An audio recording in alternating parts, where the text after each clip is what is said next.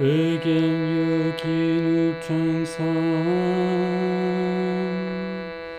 padmak에서 당보라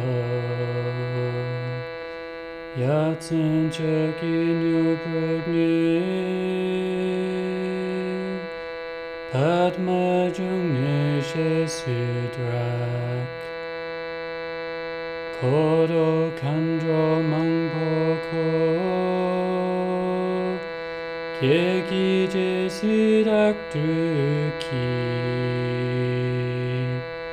징기납지식수소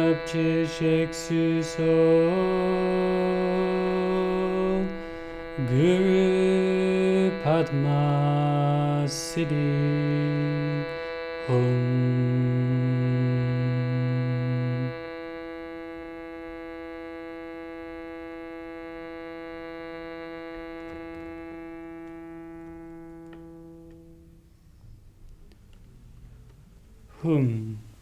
To the northwest of the land of Urgyen, on the calyx of a lotus flower. O wondrous, the highest city has been attained. Thus Padmasambhava declares, O thou who art encircled with an entourage of Darkanis, following your example will I work. Thou must come here to give me your blessing.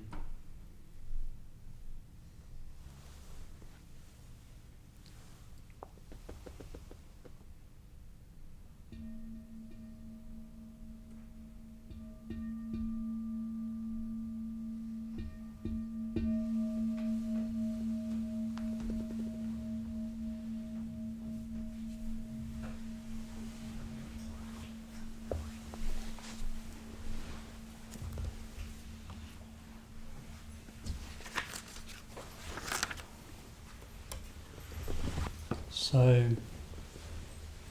we're in 8th century Tibet. It's a barren sort of landscape, an inhospitable landscape. It's rocky, mountainous, very little life can even grow there. And we're with a monk called Santarakshita. Santarakshita is one of the finest monks in Tibet, and he's summoned by the king of Tibet, King Trisong Detsen. He summons Santarakshita and he asks Santarakshita to look over the building of a monastery, the Samye monastery. So this very sort of accomplished monk, this very good man, Santarakshita, takes on this task of building the monastery, and throughout the day they set the foundations and they start to build up the monastery. But overnight, every time they start to build the monastery, overnight the monastery is pulled down and the demons of Tibet come out in the dark of night and destroy the foundations and tear down any of the work that Santarakshita and his team are doing. So this sort of landscape of Tibet where we're trying to build this monastery, this is an image for our mind. This is an image for our mind, a sort of inhospitable landscape, sort of a treacherous landscape, sort of a mysterious, sort of dangerous landscape in 8th century Tibet. And we're Santarakshita. We're this, really we're a good person. We've got good intentions. We want to practice the Dharma, we want to grow. And within our mind, we want to build something that's sacred to us. We want to build something meaningful. We want to have something in the center of our life which We want to bring what's most important to us, what means the most to us, what gives us the most value to the forefront of our lives, forefront of our mind, even just in the forefront of our mind. Keep it there and build it there. But despite our best intentions and our good intentions, these darker parts of ourselves, sounds a bit ominous, but the demons within that landscape at night, in the dead of night, tear down or pull down, tear apart these foundations that we're trying to place for, that we try to put in to put down the foundations for the things and build on what we find valuable and meaningful. And so that's the image that we start with, and it seems like such an obvious image, or it just rings so true. We can have so many good intentions. In fact, we meet so many people. I can't think of many people I met that deep down at heart haven't got good intentions and don't aspire to be a good person. Sometimes when people hear the Dharma, it seems like common sense. I think Bhante, our teacher, Bhante Sangharakshita, described the Dharma once as enlightened common sense. Everyone wants to be a more other-regarding person, wants to be more generous, wants to be kinder. We all want that, but somehow our best intentions are sort of, there's something acting against them and stopping them from coming to fruition.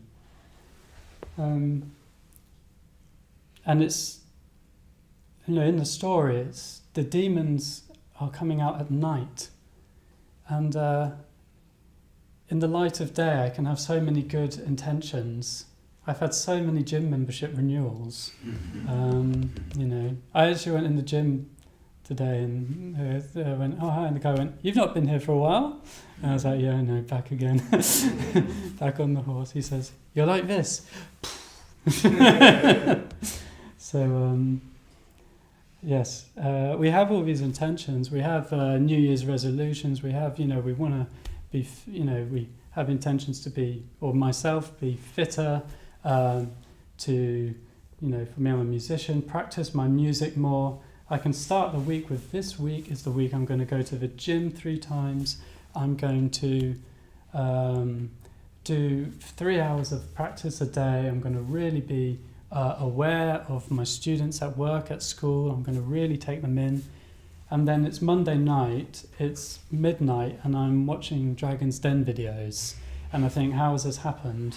My best intentions to be this best version of myself have been undermined by something in me that's not quite on board with it. So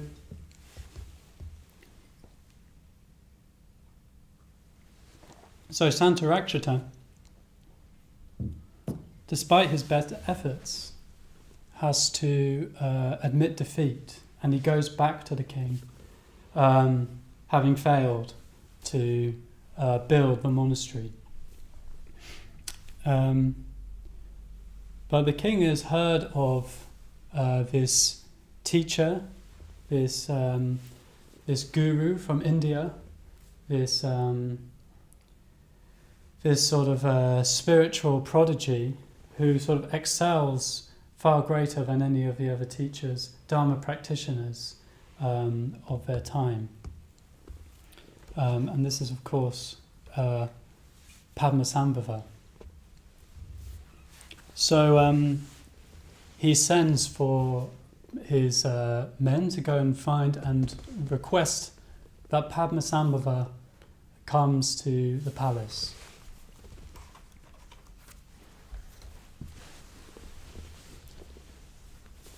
So he calls for Padmasambhava, he summons him, and I guess the king is thinking that, he has all this worldly power, he's a well-known figure in the world, and if someone is summoned to him, then they will come. So he summons Padmasambhava, but Padmasambhava doesn't come to the palace. Instead, Padmasambhava goes sort of hunting. He goes hunting and searching for these demons. He goes searching for the demons of Tibet, these demons that at night are pulling down the foundations of this monastery. So in the life and liberation of Padmasambhava, which is sort of a life story of this sort of historical figure, semi-historical, semi-legendary, mythical figure, he then goes around Tibet searching for these demons, and he doesn't slay the demons. He doesn't go looking for demons to slay and put them to the sword. What Padmasambhava does is he goes hunting for the demons, and he pins down the demons, and he looks at them, and he names them. So throughout all these sort of encounters with all these demons that he goes through, he pins down each demon, and what he does is he pins them down with what's called a purba. So he doesn't hold a purba in that picture, but rather than having, say, a knife or a dagger or something, he has it's a bit like a peg. It's a bit like a tent peg, and he holds down the demon to look at it. So when he gets close, he can pin it down, look at it, name it, and then what happens when he he tries to convert the demon to help the Dharma, or to serve his sort of higher ideals.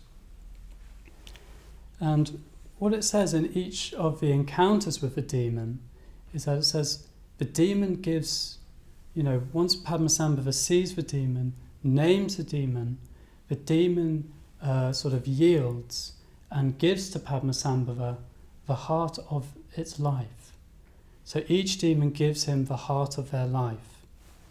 And then after that, Padmasambhava gives each demon a treasure to look after, so to protect.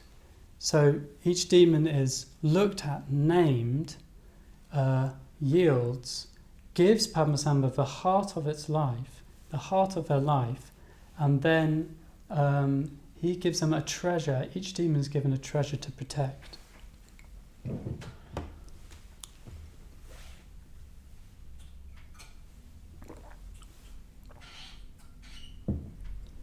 So this pinning down and looking at the demons is really the way we have to work with our minds if we're going to try and get all of us, like Sanghadharma was saying, the depth of us on board with our best intentions.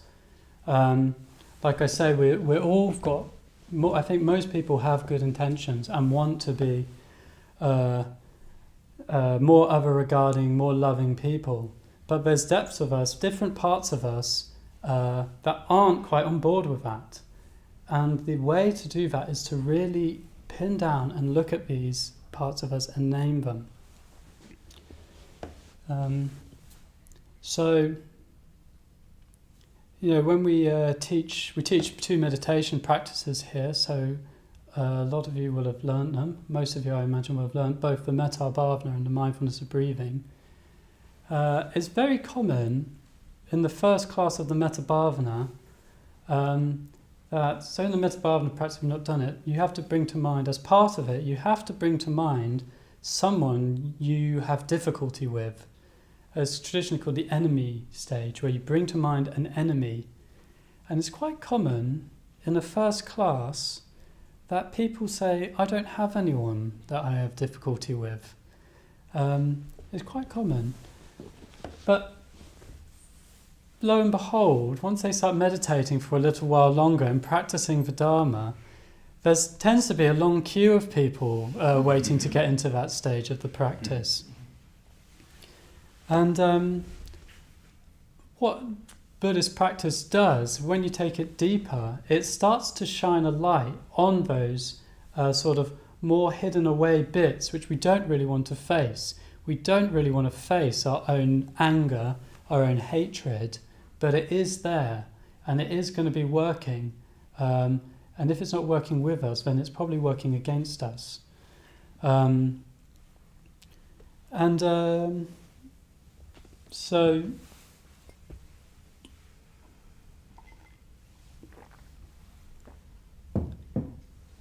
we have to sort of get to know these deep parts. So for me, that sort of aggression, that anger, personally has been something I've had to work with myself in my practice. As I've practiced more and more and deeper and gone deeper into the Dharma and deeper into meditation practice, anger is one of the demons, or aggression is one of the demons that has arisen and sort of got in the way of my idea of being this sort of good, kind, generous Buddhist. It sort of rears its head. And what I've had to do is really find out what is the nature of that anger, or what is the perspective of that anger, and what it's there and trying to do. And this is, I think, what it means when it says, give the heart of their life to Padmasambhava. In other words, they show what it is their motivation is, or what their real nature is. And what you start to show, what I found with sort of hatred and ill will and aggression, is actually it thinks it's trying to help you. It's trying to help you, but the way it's going about it is misguided. It thinks it's helping because it sees a threat or something you don't want, and it thinks it's going to help by destroying that threat. It thinks so it has your best intentions at heart, that sort of energy behind that ill will, that particular demon of hatred and aggression has your best interests in heart, but it's going about it in the wrong way. And if we can't see that demon, if we haven't got to know it, what just we see is hatred and ill will, sort of, and aggression just bursting out at the seams, without us really seeing where it's coming from. So if we can see sort of the heart of what's at the heart of forces like hatred, it could be greed, delusion. There's in Buddhism you say there's in the heart of all of us we've got these three poisons.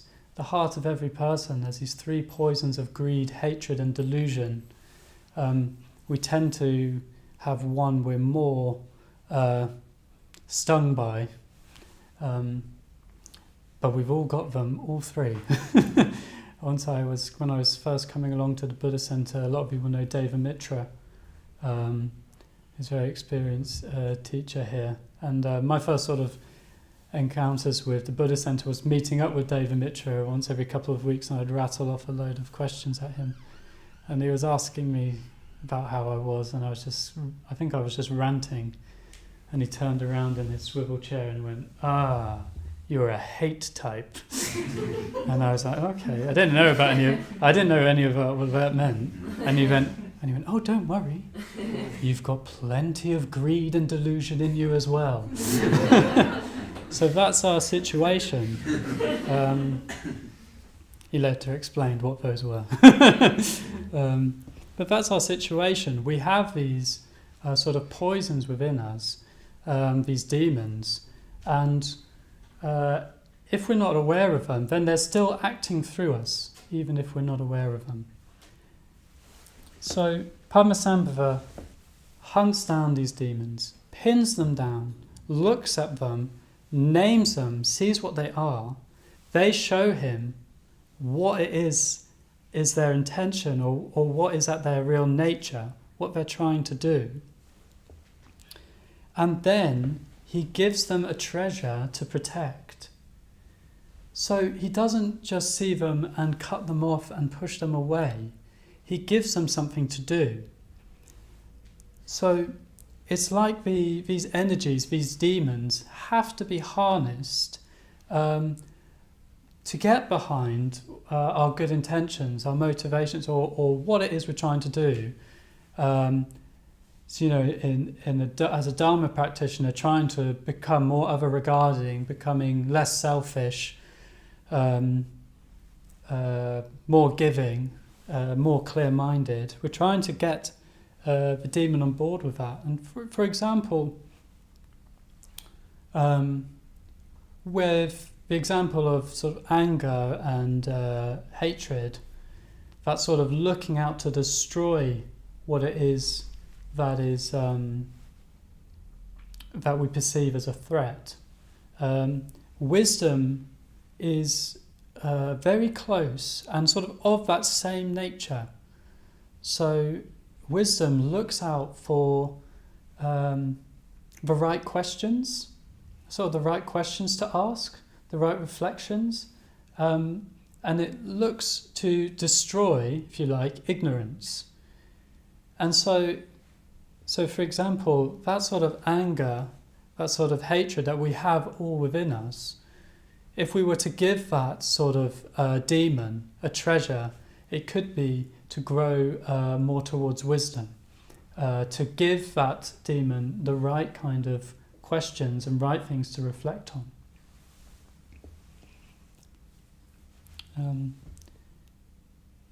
And we have to do this. It's not actually just an approach. We have to do this because slaying the demons, cutting them off, doesn't work. I'm really into this series called Demon Slayer. And I'm doing a talk on demons. I can't not talk about Demon Slayer. But in Demon Slayer, perhaps, has anyone seen Demon Slayer? So you get the picture. It's pretty self-explanatory, actually. Demon Slayer, yes, it's pretty one-dimensional. But in Demon Slayer, it's like when they have to go about it. They're sort of skilled. They have to go about it in a certain way, and each demon has a certain way they have to sort of overcome it.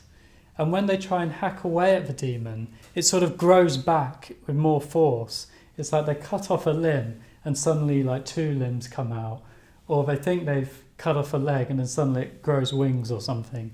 And that can be like with these sort of forces. If we just try and cut off these parts of ourselves, these sort of darker parts which we don't really want to look at, that can come out in all kinds of sort of unsexy ways.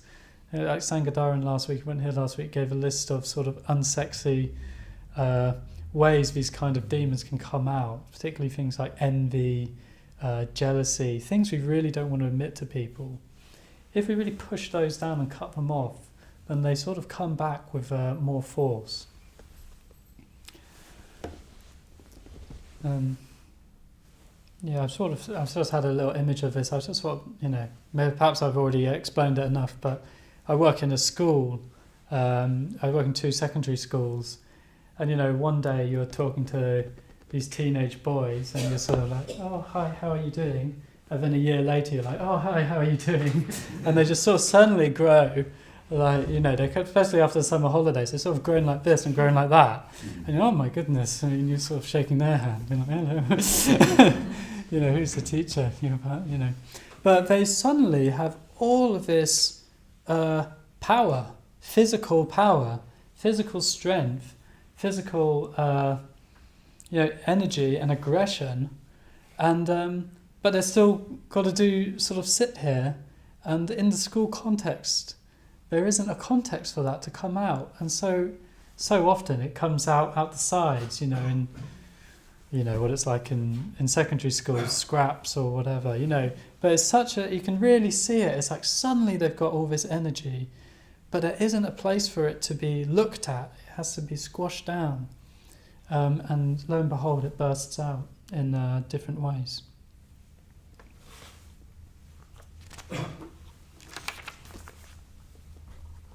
Okay, so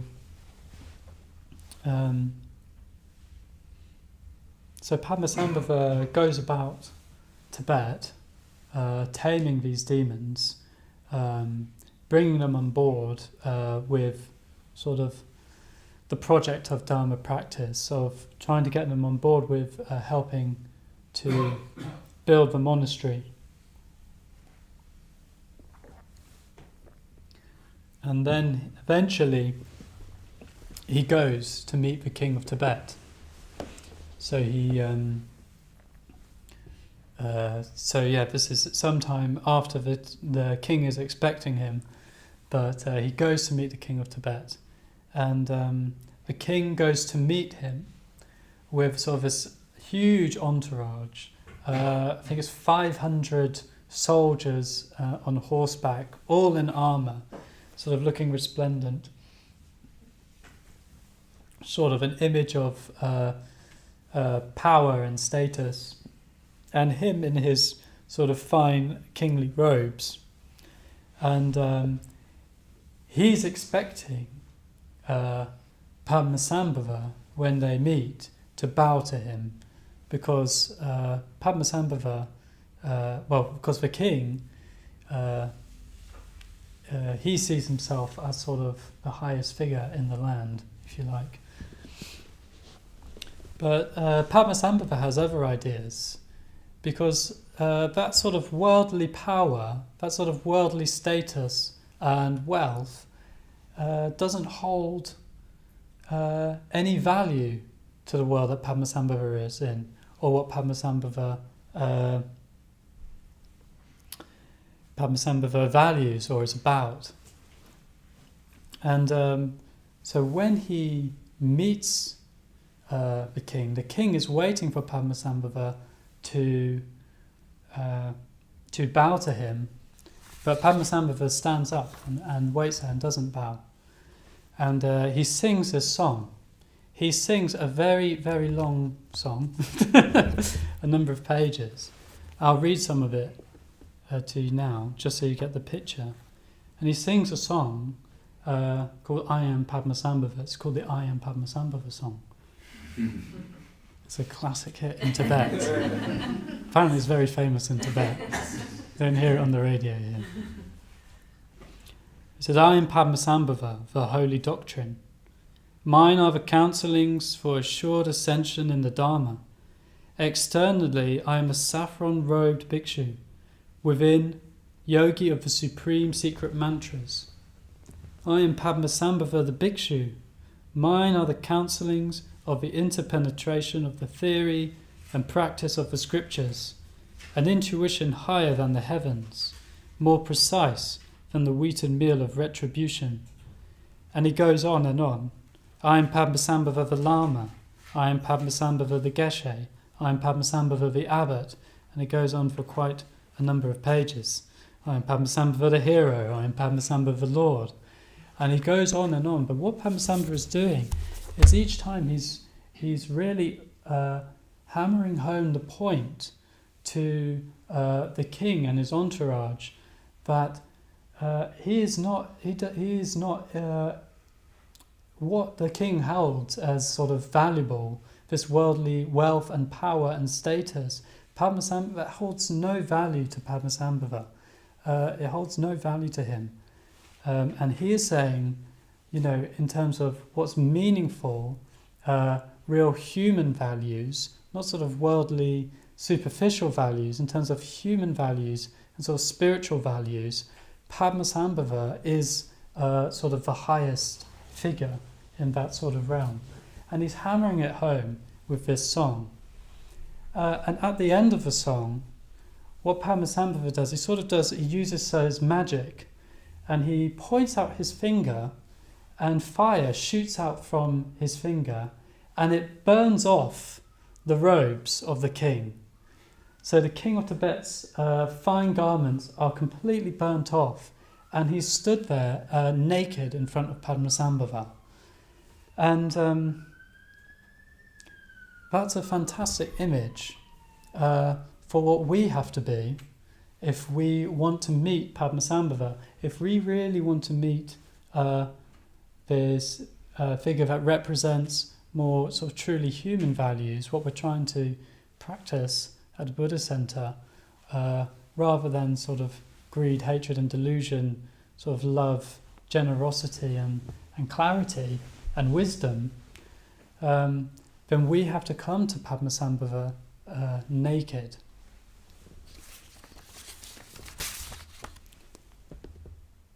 And the clothes, like I say, are sort of a representation of worldly status. And in a way, that's what we do all the time, is we're sort of trying to keep on adorning our robes. We sort of go around the world trying to adorn our robes, add jewels to them, add a bit of, I also do exercise, I go to a pottery class, add a bit of, I do meditation. So easily the Dharma and Buddhism becomes something that we sort of attribute to ourselves and use as a sort of status, sort of create some sort of spiritual character about ourselves. In fact, we do this, I think, it's not just like we do this for a bit and then we stop doing that. It's something we're doing again and again and again. It's like the Dharma, in the face of the light of the Dharma, when we go deeper, when we reach the depths, that vague word, but no, when we do reach the depths, go on retreat, go deeper into the Dharma, that sort of worldly status sort of seems to fail us. If we try and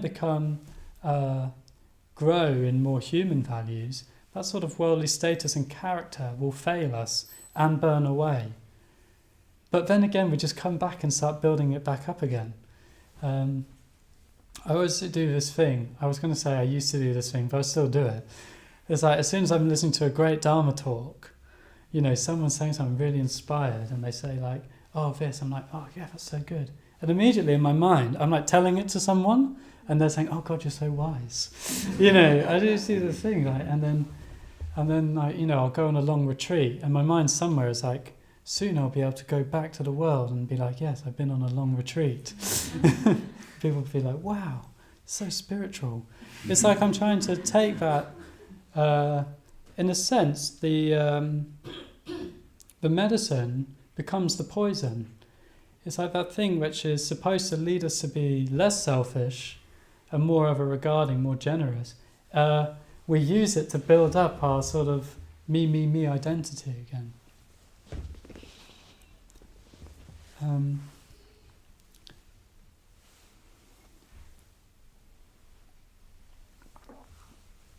This is getting more doable now. I'll finish with this before we do a short sort of ritual. We can do this more now.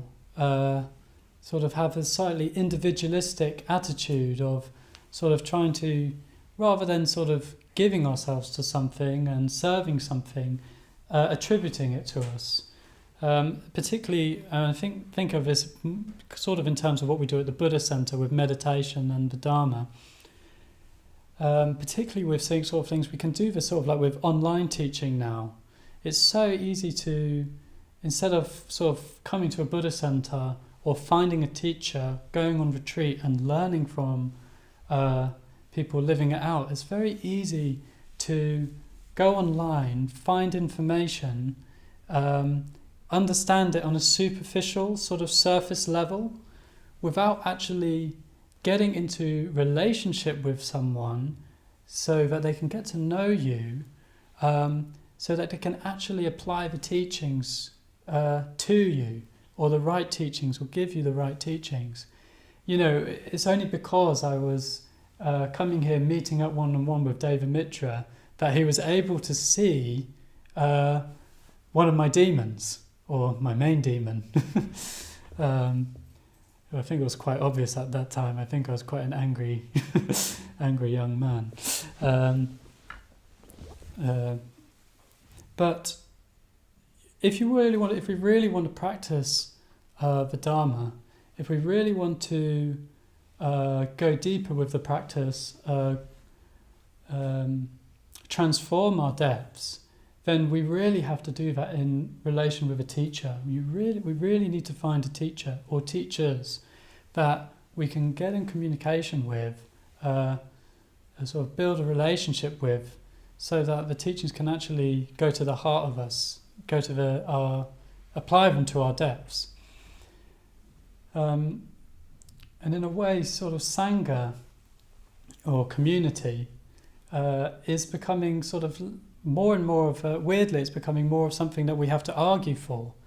Actually coming along to a centre, meeting people, getting to know the people there, in any context actually, sort of community is sort of fading out, and sort of just doing it on your own, doing it at home from the comfort of your laptop is becoming a bit more like a obvious choice or something. But if we really want to grow, if we really want to transform our depths on board, sort of build a monastery within our mind, build that thing or live with what we find most valuable and sacred to us in the forefront of our mind, then we have to come to a teacher. We need a teacher. We need people, and what I mean by that is just someone who knows us, someone who's a little bit more experienced, just someone who's a little bit further along the path, who knows us, knows our shortcomings, and can help us and point them out. So if we want to do that, we need to meet Padmasambhava. And if we want to meet Padmasambhava, then we have to come to him naked. So we have to sort of keep working on dropping the sort of worldly pursuits of sort of status, power, wealth, whatever those might be. And then so that we sort of let in, what am I going to say? Lost my thread.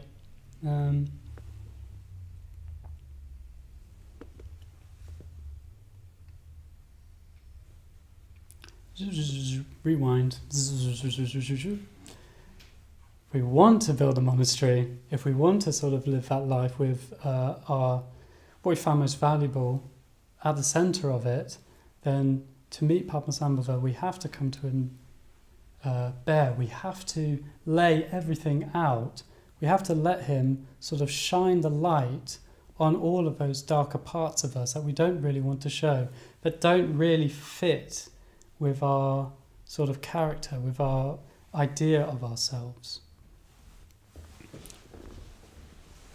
So, to finish, what we're going to do is we're going to chant the mantra that we chanted at the start, and it's this longing mantra. So we're going to be calling Padmasambhava, we're going to be calling the Guru. We're sort of calling the Guru to come to us, to meet us, to look at us, and to sort of help us grow.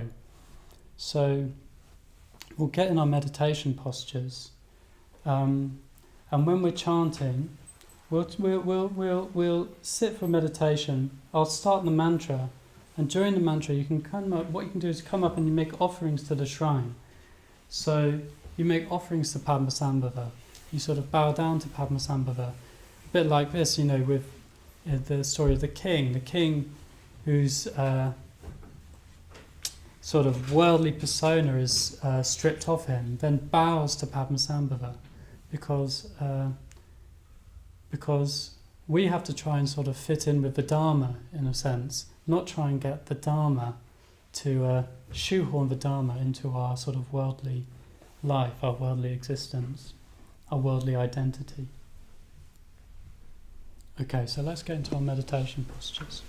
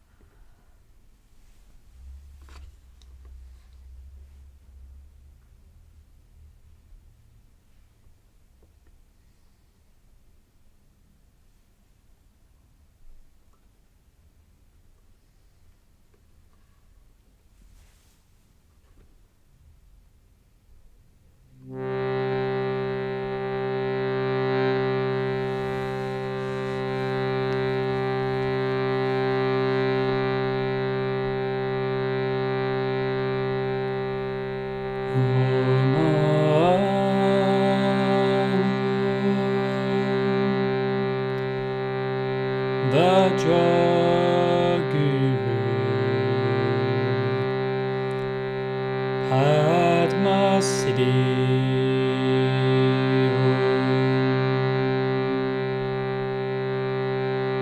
Om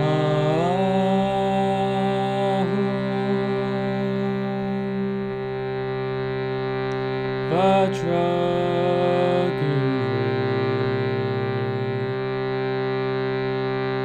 Padma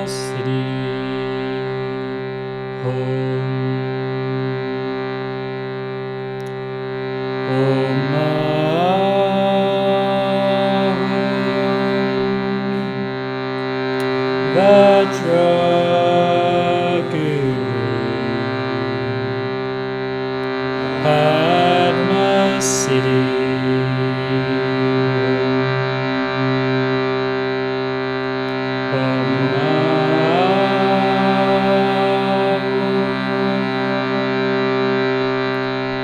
Vajra